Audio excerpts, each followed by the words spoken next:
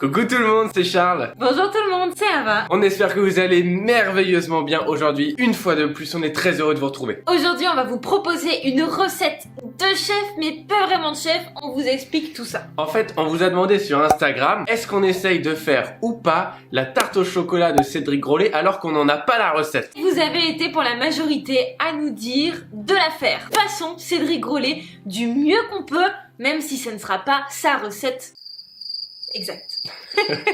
Donc ce qu'on a fait, c'est que nous on a analysé comment il la faisait, on a essayé de comprendre ce qu'il y avait à l'intérieur de son gâteau, et on a pris nos recettes à nous, dont pas mal sont des recettes à lui quand même, pour créer le gâteau. Oui chérie. Et on l'a surtout goûté. On est allé au Meurice pour la déguster, on vous met le vlog juste là. Du coup, on a pu un petit peu retrouver avec ce qu'on avait dégusté, ce qu'il faut mettre dans cette tarte d'après nous. On attend la recette avec impatience. De ce qu'on a cru comprendre, il va y avoir à la base une pâte sucrée au cacao. Exactement, et dans le fond de tarte, on croit savoir qu'il met un praliné au gruet de cacao, donc ça c'est hyper intéressant, vous allez voir. Au-dessus de ce praliné au gruet, on va avoir un biscuit brownie selon nous. On sait qu'il y a un biscuit au chocolat, on sait Oui. pas si c'est un brownie, on pense que oui, donc nous on a tablé là-dessus. Et au-dessus, on va avoir un caramel au chocolat. Et là on a pris sa recette qu'on a trouvée dans un magazine, donc on a essayé vraiment de se rapprocher au maximum, et par-dessus, il y a un petit tourbillon comme ça d'une ganache montée au chocolat qu'on a fait infuser au gruet de cacao dans cette recette. Est-ce que c'est le vrai délire? On sait pas du tout. Est-ce que ça va être bon? Mais on s'est fait kiffer. On espère que la recette va vous plaire. Oui. Si l'idée qu'on essaye de déchiffrer des gâteaux de chef comme ça vous plaît, mettez-nous déjà un petit pouce pour nous encourager, parce que ça va pas être simple.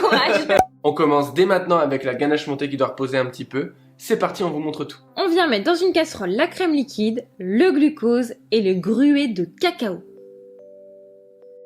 On vient porter le tout à ébullition et on recouvre d'un film plastique pour faire infuser le gruet de cacao. Après environ 10 minutes d'infusion, on vient retirer le film plastique, reporter le tout à ébullition et on va verser le mélange en 3 fois sur le chocolat noir préalablement fondu. On crée une émulsion en faisant des petits cercles au centre du cul de poule. On tamise notre crème pour récupérer seulement la crème et laisser le gruet de cacao dans le tamis. On appuie bien sur le gruet de cacao pour faire ressortir toute la saveur.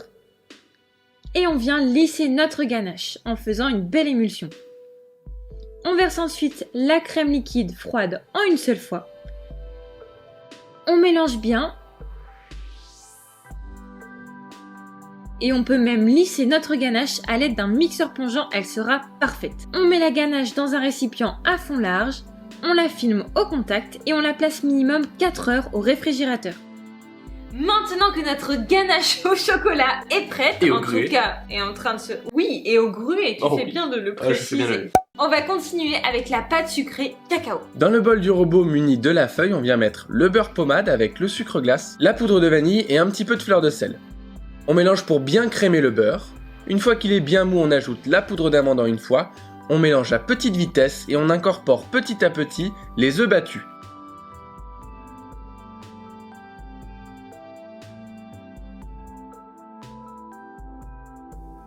Maintenant, on va mettre la vitesse 1 du robot et incorporer petit à petit le cacao en poudre et la farine. Le but est surtout de ne pas en mettre partout et de ne pas trop travailler la farine pour que la pâte ne rétrécisse pas à la cuisson. Dès qu'elle est à peine homogène, on la retire. Et on la dépose dans un film plastique pour la faire reposer au réfrigérateur pendant au minimum 1 heure. Une fois qu'elle est bien reposée sur un plan de travail fariné, on va venir l'étaler sur environ 3 mm d'épaisseur. On dépose notre cercle à tarte de 16 et on découpe un cercle un petit peu plus grand.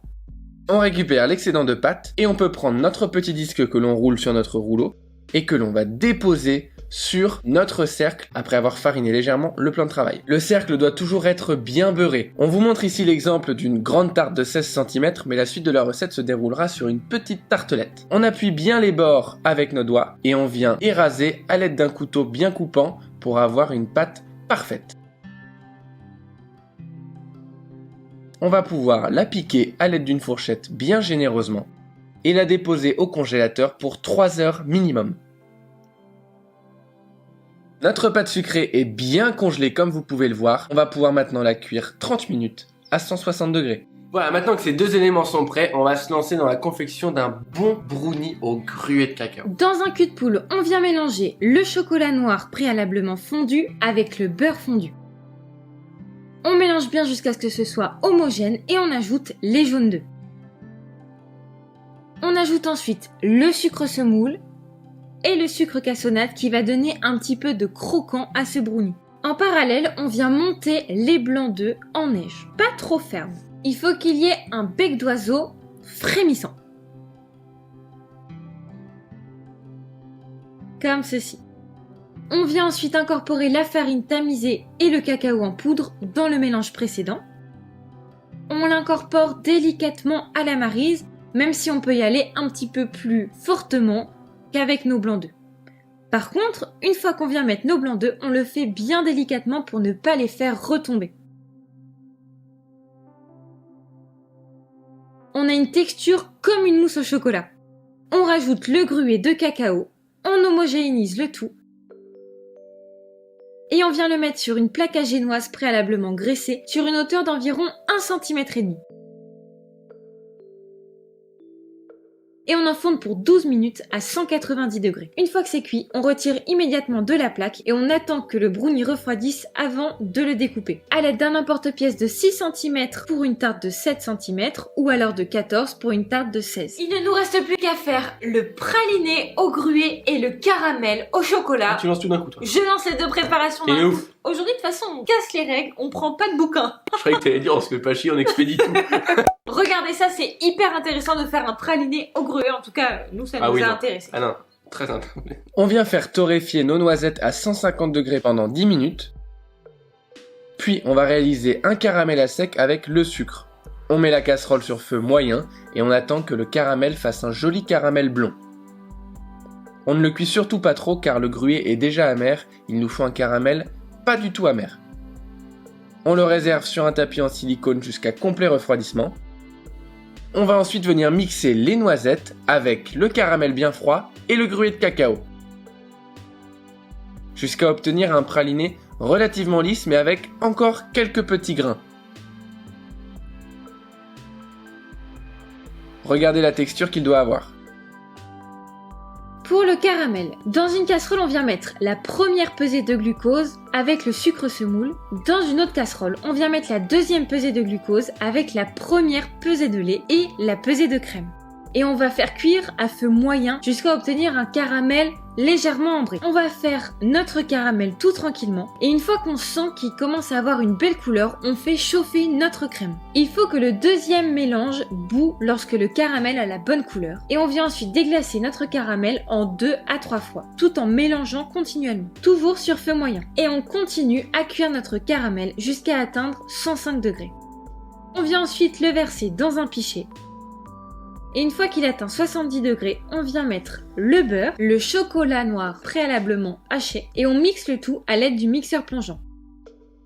On ajoute la fleur de sel et la deuxième pesée de lait et on vient mixer notre caramel. On le réserve dans un récipient à température ambiante. Bon, tout est prêt. Presque. Pourquoi? Oh la panique. Bah, il nous manque à préparer le petit velours. Ah, t'as raison. Parce que de ce qu'on a vu sur Instagram, il y a un saupoudrage. On a aussi au le espionner cacao. chez lui, enfin il y a eu plein de délires comme ça. Des hélicoptères qui rôdaient au-dessus du... Il va y avoir un saupoudrage velours cacao sur la tarte.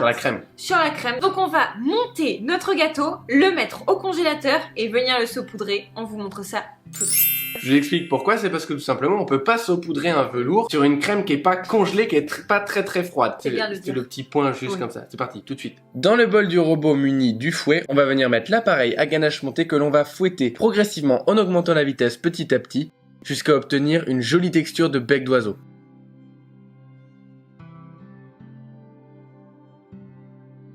On va pouvoir placer notre fond de tarte cuit sur un plateau tournant, déposer une généreuse couche de praliné, le biscuit brownie que l'on va entourer de praliné. On le creuse en son centre sur un cercle de 2,5 cm pour le remplir de caramel coulant au chocolat. Ça va être notre cœur coulant. Ensuite, on lisse à hauteur avec de la ganache montée qui va nous servir de socle pour pocher notre tourbillon. Pour cela, il faut une main qui tourne le plateau tournant et l'autre qui appuie sur la poche à l'aide de la douille Saint-Honoré. Votre poche doit toujours être à 90 degrés par rapport à la tarte. Maintenant, on va la disposer au congélateur pendant 30 minutes. Pour le velours au chocolat, on vient mélanger le chocolat noir et le beurre de cacao préalablement fondu. On mixe le tout à l'aide du mixeur plongeant.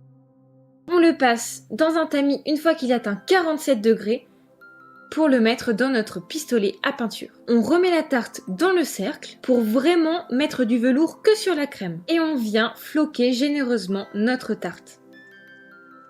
On retire ensuite le cercle. Et notre petite tartelette est prête. On va pouvoir la découper une fois qu'elle est revenue à température ambiante. Et on va voir si le cœur est coulant. Waouh! Ça donne envie. Oh, ça donne tellement envie!